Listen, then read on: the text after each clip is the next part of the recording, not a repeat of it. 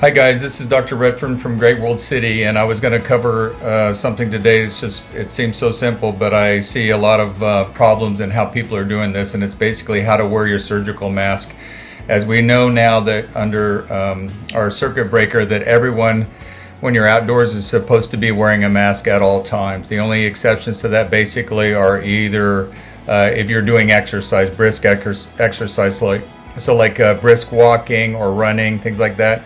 Also, you're allowed to go without a mask in your car, assuming that you're with your own family members. So let's go over the basics of this, because honestly, I just went to the grocery store a little bit ago, and in a very short walk, in a very short period of time, I saw at least 3 to 4 people wearing their mask incorrectly. So anyway, here we go. All right, so I'm using a mask with an elastic bands on them.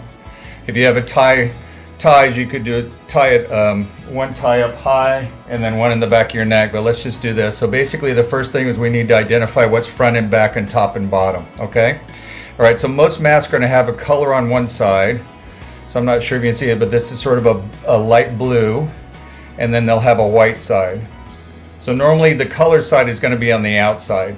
The way the mask is set up is it's 3 layers, and it's basically trying to keep the droplets and things from you coughing or sneezing from going out, so it's designed that way. So the idea is that if everyone does that, then nobody's spreading stuff, then we're protected. There is some, I believe, some protection, just it's not going to necessarily stop the individual virus, but droplets can maybe be blocked by that a bit. So anyway, so the front is going to be the colored side. In other words, this will be facing this way, and then the white towards my skin, okay? And so the basic idea is you want it tight fitting around your face to where when you're breathing, you shouldn't feel any air coming up over your cheek or out the side or anything like that, okay? So here's what you do, it's basic.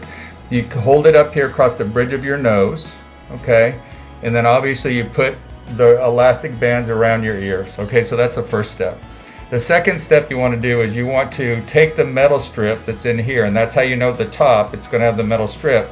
And you're going to push that along the bridge of your nose and even along your cheek, so it has a really, really tight fit. It really is just tracing the shape of my face.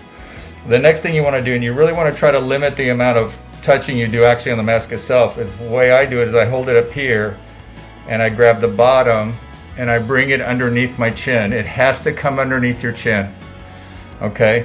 So that when I'm from the side, you can see that it's touching under here, all along the side of my face and across the bridge of my nose, okay?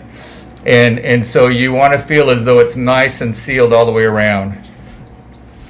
And you can see right now when I'm breathing, it should do when I breathe in, you should see it pulling in. That means you've got a good seal. If you're breathing and you're not seeing that, or if you're breathing and seeing or feeling the breath come up or out, then you don't have a good seal, okay? And then the other thing is at the end of the day, when you've been finished using it, that as much as you can, you want to try to not touch the mask, because it could actually have what you've been blocking all day. So you would just take the elastic band off and don't touch it, and then dispose of it. Okay, so here's some of the things I saw today, and they're little pet peeves of mine, but you see how it's not on my chin? I need to have it back underneath here again, and back up where it really is tight again. A lot of people I'm seeing, they're walking around like this. Okay, now I'm going to waste this mask, but they're walking around like this. They have it over their mouth, they don't have it over their nose. It's not effective. That's not going to stop anything. Somebody sneezes towards you, you're going to inhale it, or if you sneeze or cough, it could be going out too. That's one of the things. Anyway, stay safe and take care, and I look forward to seeing you soon. Thanks a lot.